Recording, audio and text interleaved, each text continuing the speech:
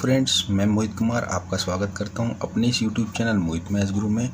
आज हम सीखने जा रहे हैं चैप्टर रिग्रेशन, जिसके अंदर हम पार्ट 3 करने जा रहे हैं, जिसके अंदर हमें गिवन होगा सीधा टोटल सब वैल्यू का। यह है रिग्रेशन का क्वेश्चन नंबर 2, जिसमें गिवन है आपको n एक 5 इक्वल एक x बार 20, जिसका मीन x बोल सकते हैं हम, मीन y बार जिसको 10 और सिग्मा x माइनस 20 का स्क्वायर 100, सिग्मा y माइनस 10 का स्क्वायर 60 और सिग्मा x माइनस 20 मल्टीप्लाई में y माइनस 10 इक्वल टू 40।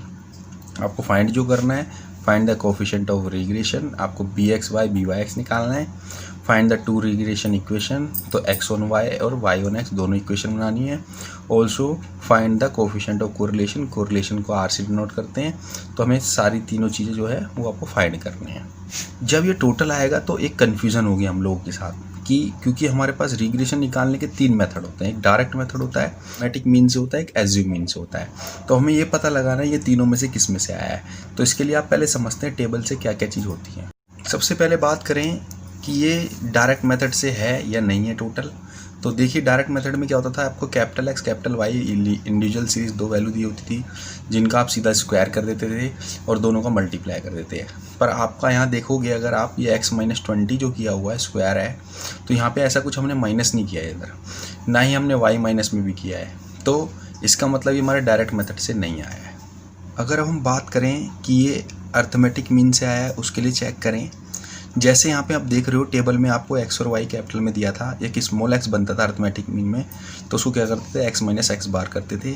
इस क्वेश्चन हमने 6 से किया था, मीन हमारा 6 आया था क्योंकि हमारा 30 हमारा टोटल था x का और आपके नंबर ऑफ टर्म 5 थी, तो 30 को 5 से डिवाइड करते तो 6 आता था, इसलिए हमने यहाँ मीन में 6 माइनस किया था। ऐसे हमने स्मॉल y निकाला था, जिसको हमने y माइनस 8 किया था। यहाँ पे हमारा 40 टोटल था, जिसको 5 से डिवाइड करेंगे 8 आएगा, तो ये हमारा मीन यहाँ पे 8 था।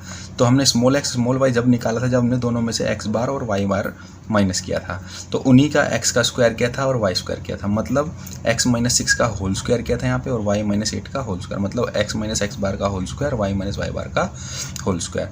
और वही इन दोनों का स्मॉल x y का मल्टीप्लाई, मतलब x minus x bar y minus Y bar का मल्टीप्लाई। तो इस हमने टेबल में जो किया था अर्थमेटिक मीन के अंदर, हमने मीन माइनस करके उनको स्क्वायर और मल्टीप्लाई किया था। तो हमें ये चेक करना है कि ये यहाँ पे जो ये दोनों माइनस हो रहे हैं, क्या ये मीन माइनस है या एज्यूम मीन है। एज्यूम मीन में वो ये नंबर नहीं आएंगे जो हमारे इसमें मीन निकलते हैं, वो अदर नंबर होंगे कोई।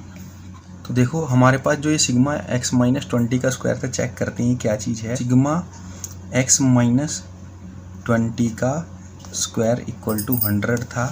अब ध्यान से देखो, क्या ये 20 हमारा मीन है? यस, ये हमारा मीन है। इसका मतलब ये जो दिया हुआ है sigma x minus x bar का होल स्क्वायर दिया हुआ है, जिसको हम शॉर्ट में डिनोट करते हैं स्मॉल x स्क्वायर सिग्मा के। तो हम लोगों को ये पता लग गया फिलहाल ये मीन है। अभी हम कंफर्म नहीं कर सकते क्योंकि हमें दोनों का ही मीन होना चाहिए, तभी हम मानेंगे। अब इसको चेक करते हैं। सिग्मा y माइनस 10 का जो स्क्वायर है वो क्वेश्चन में है 60। क्या ये y माइनस वाई बार है? देखते हैं, y बार के 10 है। यस, y बार हमारा 10 है। इसका मतलब ये sigma y minus Y bar का स्क्वायर है, और y minus Y bar is हमारा स्मॉल y होता है और उसका स्क्वायर है। तो सिग्मा वाई स्क्वायर हमें क्वेश्चन में दिया हुआ है स्मॉल का। तो हमें ये कंफर्म हो गया कि ये अर्थमेटिक मीन से ही आया है। ऐसे ही अब ये देखते हैं क्या दिया हुआ है आपको। सिग्मा x माइनस 20 इज और y minus 10 is equal to 40। तो ये हमारा बना जो sigma x minus x bar और ये बना y minus Y bar equal to, तो ये हमारा स्मॉल x होता है सिग्मा x और ये स्मॉल y, तो सिग्मा एक्स वाई हमारा स्मॉल का हो गया। तो जब हमें small sigma x square sigma y square sigma x y दिया है, तो इसका मतलब हम अर्थमेटिक मीन का यूज़ कर लेंगे। हमें क्या निकालना है? Coefficient of x on y, जिसको हम डिनोट करते हैं bxy से। रियल में मैंने आपको सिखाया था कि 3 फॉर्मूले मैंने तीनों मेथड से कराए थे, वो एक ही जैसे बनाए थे। कैसे? n यहाँ x y दोनों हैं, तो मैंने बताया था यहाँ पे सिग्मा स्मॉल x y वाला केस है, माइनस जब n नहीं आता तो सिग्मा x अलग और सिग्मा y अलग, और अपोन में n सिग्मा अब यहाँ पे नीचे y है तो बताया था मैंने आपको वाई स्क्वायर लेंगे माइनस, और नीचे y था यहाँ भी y आएगा, पर यहाँ सिग्मा y बनेगा नीचे, तो सिग्मा y बन करके ये होल स्क्वायर बन जाएगा सिग्मा y का। तो आपको बताता हूँ बुक्स के अंदर क्या होगा, फॉर्मूले में ये ना n मिलेगा या ना ये मिलेगा, क्यों नहीं मिलेगा इसको समझते हैं। जब भी हम अर्थमेटिक मीन यूज़ करते हैं तो ये जो स्मॉल x स्मॉल y आता है वो हमेशा ज़ीरो ही आएगा, क्योंकि हम अर्थमेटिक मीन से माइनस करते हैं इन्हीं x y को, तो हमेशा अर्थमेटिक मीन में आपका ज़ीरो ही बनता है। तो इसलिए हमें इस सिग्मा x सिग्मा y की वैल्यू नहीं दे रखी क्वेश्चन में, इसलिए हम उसमें हमेशा क्या ले लेंगे, अपनी मर्जी से जीरो ले लेंगे। इसी वजह से वो फॉर्मूला शॉर्ट हो जाता है। इसलिए स्मॉल सिग्मा x या फिर स्मॉल x माइनस एक्स बार सिग्मा, इसको क्वेश्चन में हम ज़ीरो मान लेते हैं। अपने आप ही आपने मान लेना है, दिया हो चाहे ना दिया हो। तो sigma y b same sigma y minus Y bar fix है ज़ीरो। तो ये आप अपने आप इसको क्या ले लेंगे, ज़ीरो ले लेंगे। तो इसके ज़ीरो होने से देखो क्या होगा, जब मैं इस फॉर्मूले में पुट करूँगा तो n हमारे पास क्वेश्चन में कितना है 5, तो n 5 था। उसके बाद सिग्मा एक्स वाई कितना है हमारे पास क्वेश्चन में अभी निकाला हमने, ये था 40 माइनस सिग्मा एक्स और सिग्मा वाई दोनों हमारे पास 0 0 हैं, अपॉन में n हमारे पास फिर 5 है, sigma y square is 60 minus y sigma y ये रहा ऊपर लिया था हमने 0 का स्क्वायर। अब आप ध्यान से देखो ये सब 0 हो गया, 5 से 5 कैंसिल आउट हो गया, सिर्फ 40/60 आया। तो ये 40/60 sigma x sigma y square है। तो रियल में आपको जब ये फॉर्मूला देखता है बुक्स के अंदर, ये सिग्मा बी एक्स वाई जब फॉर्मूला बन जाता है तो सिर्फ सिग्मा एक्स वाई बटे सिग्मा वाई स्क्वायर। तो आपके जो बुक्स के अंदर फॉर्मूला है वो बी एक्स वाई का सिग्मा एक्स वाई बटे सिग्मा वाई स्क्वायर है, कारण ये ज़ीरो होने की वजह से हुआ है। अच्छा, अब इसको एक फॉर्म में और डिनोट करते हैं, जब हमें आर गिवन होता है, ये आगे कहीं यूज़ होगा आपका एक क्वेश्चन में, तो are standard deviation of x standard deviation of y, तो इस फॉर्मूले का भी आपका यूज़ होता है एक जगह पर। तो फिलहाल ये सीख लेंगे अभी बस। अब हमने इसको सॉल्व करना है, तो हमारे पास 40/60 आए, यही दोनों वैल्यू हैं, चाहे आप पूरे फॉर्मूले में पुट कर लो, क्योंकि पूरे फॉर्मूले में करोगे तो आपको तीनों फॉर्मूले एक जैसे लगेंगे। तो डिवाइड करने पे 40/60 को आएगा, 0 से 0 कैंसिल आउट आएगा 0.667। तो हमारा सिग्मा बी एक्स वाई क्या निकल गया हमारा 0.667। इसमें भी हम बी वाई एक्स निकाल लेंगे कोफिशिएंट, बी वाई एक्स ये coefficient of y on x हो जाएगा यहाँ पे, तो ये आ जाएगा n सिग्मा एक्स वाई दोनों ही हुए, तो यहाँ पे सिग्मा एक्स वाई ऊपर सेम ही हो जाता है, सिग्मा एक्स और सिग्मा वाई अपॉन में नीचे जहाँ पे जैसे y था तो y आया था, यहाँ पे x है तो नीचे x ही आएगा, n sigma x square minus यहाँ पे जैसे सिग्मा एक्स वाई है तो यहाँ सिग्मा एक्स नीचे आएगा क्योंकि x का यूज़ हो रहा है नीचे, तो सिग्मा x का होल स्क्वायर हो जाएगा सीधा।